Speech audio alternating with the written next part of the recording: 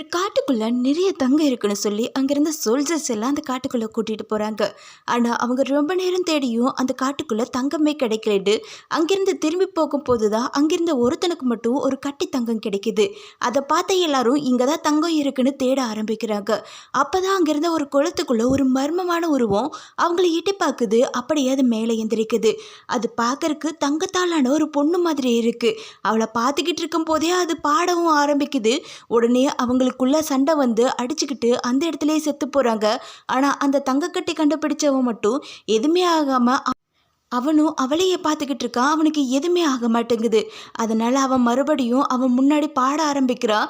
அவன் எவ்வளோதான் ட்ரை பண்ணாலும் அவனால் அவனை எதுவுமே பண்ண முடியல.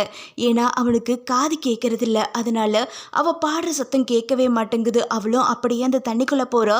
இவனும் அந்த காட்டுக்குள்ளே மறுபடியும் தங்கத்தை தேடி அலைய ஆரம்பிக்கிறான். அப்படியே நைட்டும் ஆகுது.